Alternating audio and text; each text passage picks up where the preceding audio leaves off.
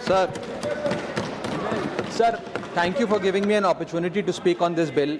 Sir 22 lakh बच्चे रोज 18 घंटे की मेहनत, एक 3 घंटे का एग्जाम, लेकिन एक कैमरा फोन, व्हाट्सएप पर एक मैसेज, टेलीग्राम पर एक पीडीएफ, रात 2 बजे पेपर लीक, सब खत्म, स्टूडेंट की सारी मेहनत बर्बाद.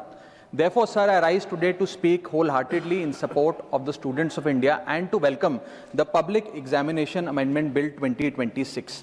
सर, पेपर लीक जैसी सीरियस बीमारी का परमानेंट इलाज करना होगा.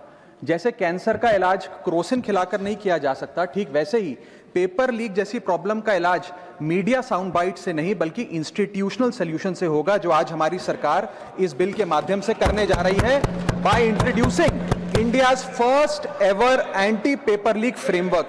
सबसे पहले मैं नीट के स्टूडेंट्स को कुछ कहना चाहूंगा. आपका गुस्सा जस्टिफाइड है, आपकी पेन रियल है, और आपको एग्जामिनेशन सिस्टम से जो कंप्लेंट है वो कंप्लेंट भी जेन्युइन है. Your voice matters. और जब आपने अपनी चिंता व्यक्त करी, अपना दर्द बताया, when you demanded, the honourable prime minister heard that demand, not just as a prime minister but also as a guardian, परिवार के मुखिया की तरह उस बात को सुना. Students demanded, government acted, historic decisions taken, systems changed. Sir, जब एक स्टूडेंट नीट जैसे पब्लिक एग्जाम की प्रिपरेशन करता है, तब वो अकेला तैयारी नहीं करता, उसका पूरा परिवार प्रिपरेशन करता है. माँ अपनी छोटी छोटी जरूरतें रोक देती है, घर का बजट कम करती है. पिता फैमिली की सेविंग्स को कोचिंग फीस, रेंट और टेस्ट सीरीज पे खर्च करता है. फैमिलीज को लोन तक लेना पड़ता है. और स्टूडेंट खुद कोटा, जयपुर, चंडीगढ़, दिल्ली, पटना जैसे शहरों में जाकर घर से दूर रहता है. दिन में 18 घंटे पढ़ता है, रात 2 बजे तक पढ़ाई करता है और फिर अलार्म लगाकर सुबह 5 बजे क्लासेस के लिए उठ जाता है. परिवार से दूर, कोई सोशल लाइफ नहीं, कोई त्योहार फेस्टिवल नहीं, सोशल मीडिया, फ्रेंड से दूर, और अपनी स्लीप और अपनी हेल्थ से भी कॉम्प्रोमाइज करता है, क्योंकि उसे पता है कि जब वो पेपर लिखेगा तो सिर्फ पेपर नहीं, अपनी फैमिली के लिए एक बेटर फ्यूचर लिखने जा रहा है. और फिर एक दिन एग्जाम की तारीख पर उसे पता लगता है कि 3 साल से वो जिस पेपर की तैयारी कर रहा था, वो पेपर किसी ने पहले ही पैसे देकर हासिल कर लिया, पेपर लीक हो गया. और इस समय सर सिर्फ पेपर लीक नहीं होता, उस स्टूडेंट का मेहनत, उसकी ड्रीम्स, उसकी सेल्फ बिलीफ, उसका ट्रस्ट, उसकी एस्पिरेशंस, ये सब लीक होती हैं और उसकी मेंटल और फिजिकल हेल्थ पे असर पड़ता है. I understand that pain sir, because मैं खुद भारत के, अभी कुछ साल पहले ही भारत के एक पब्लिक एग्जामिनेशन सिस्टम का स्टूडेंट रहा, चार्टर्ड अकाउंटेंसी का. And sir, because I have spent enough time in this house critiquing the government, I have earned the right to say my next sentence with full conviction and sincerity कि जब बात students की आई, when it came to our students and the youth of India, the government heard, the government actioned and the government delivered. Students का feedback लिया, students की demands को honour किया और ये डेमोन्स्ट्रेट किया कि सरकार स्टूडेंट्स के साथ खड़ी है. जिस उम्मीद के साथ स्टूडेंट्स ने अपनी मांग प्राइम मिनिस्टर साहब के सामने रखी, उस चिंता को, उस दर्द को समझते हुए तमाम एक्शन लिए गए, तमाम स्टेप्स लिए गए, जैसे कि शॉर्ट टर्म और long term steps. Number 1, paper leak के बाद इमीडिएटली री एग्जाम कराया गया ताकि साल बर्बाद ना हो. जांच सीबीआई को सौंपी, एसआईटी का गठन हुआ, स्पेशल इन्वेस्टिगेशन टीम, जिसने 13 लोग मेन किंगपिन समेत गिरफ्तार किए. मात्र 75 दिन में, आज से 2 दिन पहले जब 75 दिन पूरे हुए जांच के, चार्जशीट भी फास्ट ट्रैक कोर्ट में दर्ज करा दी गई. जांच को महीनों सालों लटकाया नहीं. 47 नेशनल टेस्टिंग एजेंसी के ऑफिसर्स को शंट आउट किया गया. एजुकेशन सेक्रेटरी का तबादला हुआ, यहां तक कि मॉरल ग्राउंड्स पे हमारे ऑनरेबल होम एजुकेशन मिनिस्टर ने इस्तीफा तक दिया और स्टूडेंट प्रोटेस्टर्स के खिलाफ जो केसेस थे उन्हें विड्रॉ किया गया. बीरीड फैमिलीज जिसके अपने किसी घर के बच्चे को, किसी स्टूडेंट को खो दिया, उसको कॉम्पनसेशन दी जा रही है. एग्जाम सिक्योरिटी प्रोटोकॉल्स को स्ट्रेंथन किया जा रहा है और अगली बार से यह नीट का पेपर ओएमआर शीट से नहीं बल्कि फुल्ली कंप्यूटर बेस्ड टेस्टिंग से कराया जाएगा ताकि remotest chance of paper leak भी एलिमिनेट कर दिया जाए. इसी के साथ साथ सरकार ने एक हाई पावर टास्क फोर्स का गठन किया है जो फर्दर रिफॉर्म्स अंडरटेक करेगी कि भारत के पब्लिक एग्जामिनेशन सिस्टम की इंटेग्रिटी को कैसे प्रिजर्व और प्रोटेक्ट किया जाए. और इसमें इंडिया के मोस्ट अक्लेम्ड एक्सपर्ट्स जैसे कि नंदन नीलकनी साहब को समिति में डाला गया है. इसी के साथ साथ डेटरेंस क्रिएट करने के लिए, अपराधी के मन में खौफ पैदा करने के लिए एक ऐसा कानून लेकर आज सरकार सदन में आई है जिसके पास होने के बाद कोई अपराधी सपने में भी यदि पेपर लीक करने का सोचेगा तो उसकी रूह कांप जाएगी। पहली चीज, पेपर लीक को एक इंडिविजुअल द्वारा किया गया क्राइम नहीं, बल्कि एक ऑर्गेनाइज सिंडिकेट नेटवर्क द्वारा किए गए क्राइम के तौर पे ट्रीट किया जाएगा, जिसमें इनसाइडर हो, कोचिंग माफिया हो, लॉजिस्टिक वेंडर हो, प्रिंटिंग प्रेस हो, सॉल्वर गैंग हो, एग्जाम ऑफिशियल्स हो, सब पर कार्रवाई होगी। सबको दोषी करार देने के बाद, गिल्टी करार देने के बाद 10 साल तक की जेल होगी और 10 करोड़ रुपए तक का जुर्माना लिया जाएगा। सारे ऑफेंसेस को cognizable, non bailable, non compoundable बनाया गया। एक स्पेशल टास्क फोर्स का गठन किया गया कि अब कभी भी यदि पेपर लीक की संभावना भी उत्पन्न होती है तो यह स्पेशल टास्क फोर्स जांच करेगी और यह इन्वेस्टिगेशन सालों साल नहीं लटकाई जाएगी। 2 महीने के अंदर अंदर से इस इन्वेस्टिगेशन को कंप्लीट करना होगा। और इसी के साथ साथ फास्ट ट्रैक कोर्ट्स का गठन किया, जो ये इंश्योर करेंगे कि इसमें स्पीडी ट्रायल हो, डे टू डे ट्रायल हो, स्पेशल पब्लिक प्रोसिक्यूटर होगा, 3 महीने में पनिशमेंट सुनाई जाएगी। सर मैं बता दूं, हमारे देश में fast track courts heinous crimes के लिए बने हैं, जैसे कि क्राइम्स अगेंस्ट वुमेन, रेप और पॉस्को जैसे अपराध के लिए। आज हमने पेपर लीक को उस हीनियस क्राइम्स की कैटेगरी में ला खड़ा किया है सर। इसी के साथ साथ सर, इंस्टीट्यूशनल और systematic reforms will demonstrate zero tolerance towards paper leak, और इससे भारत की इंडियन पब्लिक एग्जामिनेशन सिस्टम की इंटेग्रिटी को हम प्रिजर्व और प्रोटेक्ट कर पाएंगे। ये सब इसलिए हुआ because sir there is nothing more important than the students and their future. Sir their voices mattered, their voices were heard and systematic and systemic changes have been brought in. उनकी आवाज को, students की आवाज को कोई political challenge नहीं, बल्कि एक परिवार की भीतर की चिंता की तरह समझकर, जैसे घर के बच्चे घर के बड़े से अपनी चिंता व्यक्त करते हैं, दर्द व्यक्त करते हैं, डिमांड्स रखते हैं, ठीक वैसे ही सरकार ने ये तमाम फीडबैक लेते हुए एक्शन लिया। Sir Benjamin Franklin, American philosopher, statesman, diplomat रहे, उन्होंने कहा था well done is better than well said. सालों तक इस देश में पेपर लीक होता आया, लेकिन सिर्फ डिस्कशन और सिर्फ साउंड बाइट हुई। आज एक्शन हो रहा है, सिस्टमैटिक रिफॉर्म्स आ रहे हैं और भारत का पहला एंटी पेपर लीक फ्रेमवर्क बनके तैयार है और आपके सामने है। सर इसी के साथ साथ पेपर लीक किसी एक पार्टी का, किसी एक सरकार का ऑफिसर या मिनिस्ट्री की देन नहीं है, और ये कोई 2026 का फिनोमेना भी नहीं है। सर मैं बता दूं कि सर जब बात अकाउंटेबिलिटी की हो, मोरालिटी की हो, जवाबदेही की हो, तो इसलिए इससे जब बात अकाउंटेबिलिटी की हो, मोरालिटी की हो, जवाबदेही की हो, तो सर ये इससे तय नहीं होना चाहिए कि पेपर लीक कौन से राज्य में हुआ, कौन सी मिनिस्टर के अंडर हुआ, कौन सी पार्टी में हुआ, क्योंकि ये एक पैन इंडिया ऑर्गेनाइज्ड क्राइम है, क्रॉनिक डिजीज है।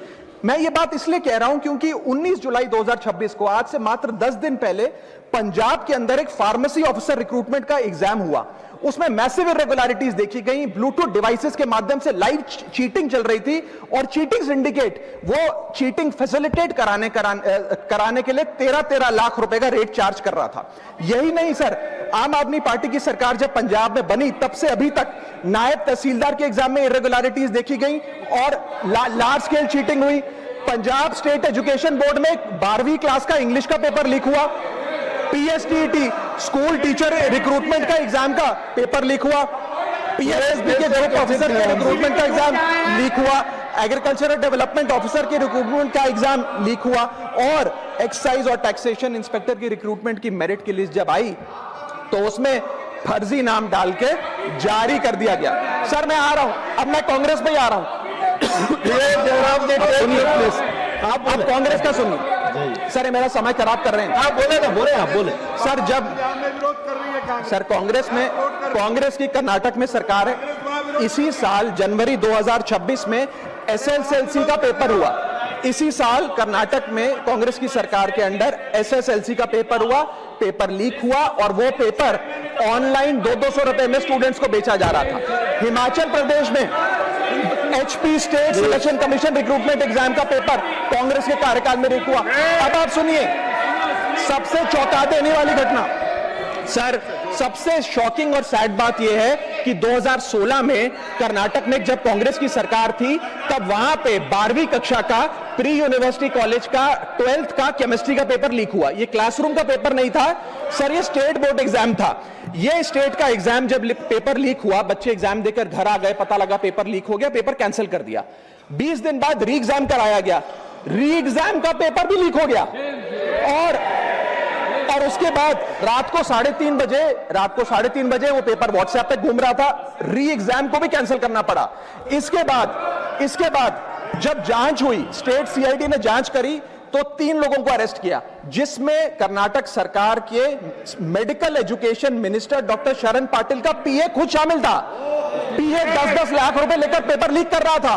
उसके बाद जब मंत्री जी से पूछा गया कि आप इस्तीफा क्यों नहीं देते, आपकी मॉरल और डायरेक्ट जिम्मेदारी बनती है, आपके दफ्तर का आपका पीए पेपर लीक कर रहा है, आप क्यों नहीं इस्तीफा देते? तो उन्होंने कहा कि there is no question of resigning, अगर कुछ गलत हुआ है तो वो मेरे पीए का पर्सनल मैटर है, उसकी पर्सनल लाइफ है। वहां सर ऑफिस गवर्नमेंट का, डेजिग्नेशन गवर्नमेंट की, एक्सेस गवर्नमेंट का, बट अरेस्ट की बात आई तो पर्सनल लाइफ का मैटर है। और आयरनी देखिए, आज 2026 में कर्नाटक में फिर कांग्रेस की सरकार है और डॉक्टर शरण पाटिल फिर मंत्री हैं और उसी विभाग के मंत्री हैं, मेडिकल एजुकेशन विभाग के मंत्री हैं। ये है स्टैंडर्ड ऑफ अकाउंटेबिलिटी। सर सुन लो, उसी के साथ साथ 2004 से 2014 के बीच में जब यूपीए की सरकार थी तो कांग्रेस के कार्यकाल में दर्जनों एग्जाम्पल हैं, डॉक्यूमेंटेड एग्जाम्पल हैं पेपर लीक के सर, जिसमें मुख्य तौर पर AIIMS post graduate medical entrance exam 2006 में लीक हुआ, रेलवे रिक्रूटमेंट बोर्ड का एग्जाम 2009 का लीक हुआ, all India engineering entrance exam 2011 UPA के कार्यकाल में लीक हुआ और SSC combined graduate level exam 2013 leak हुआ। सर इस पीरियड में उस समय की यूपीए सरकार ने क्या किया? कोई अकाउंटेबिलिटी एस्टैब्लिश करी, कोई एग्जाम सिक्योरिटी आर्किटेक्चर को ओवरऑल करने के लिए कोई कानून लाए, कोई dedicated anti paper leak law लाए? कुछ नहीं लाए। सर मैं एक बात कहना चाहता हूं, सर पॉलिटिकल मेमोरी सिलेक्टिव हो सकती है, पब्लिक रिकॉर्ड सिलेक्टिव नहीं हो सकता। अगर नेशनल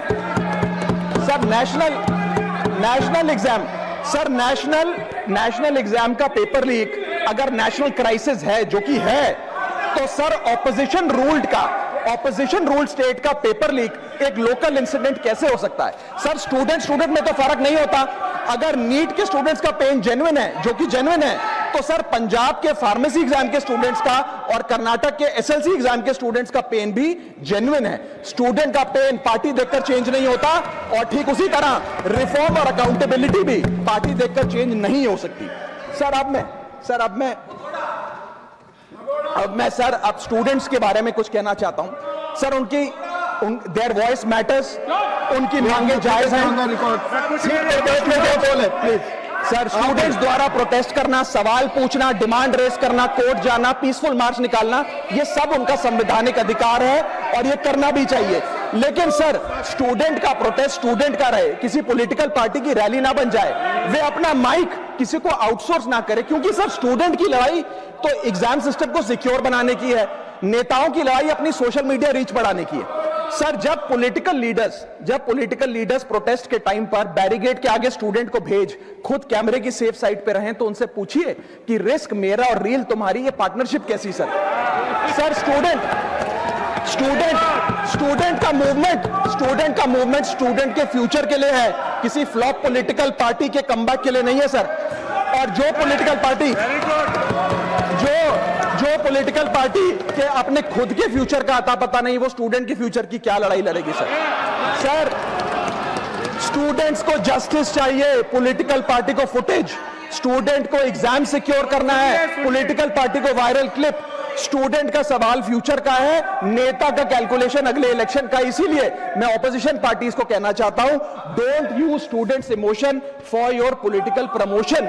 ये लड़ाई बीजेपी वर्सेस कांग्रेस नहीं है, ये लड़ाई मेरिट वर्सेस माफिया की है, मेहनत वर्सेस सेटिंग की है। और सर एक बात और, सर आज हमारे स्टूडेंट्स पर पढ़ाई का बहुत स्ट्रेस है। हमारे समाज ने, हमारी सोसाइटी ने आज बच्चों का, क्योंकि हम बेस्ट चाहते हैं, अपनी बच्चों से पढ़ाई संबंधित एक्सपेक्टेशन को प्रेशर में बदल दिया है। और ये प्रेशर सर स्कूल से ही शुरू हो जाता है। जब बच्चा 10वीं क्लास का बोर्ड का एग्जाम दे रहा होता है तो बोला जाता है ये क्रिटिकल ईयर है, अच्छे मार्क्स लाने हैं, नहीं तो स्ट्रीम नहीं मिलेगी, पूरा करियर बर्बाद हो जाएगा।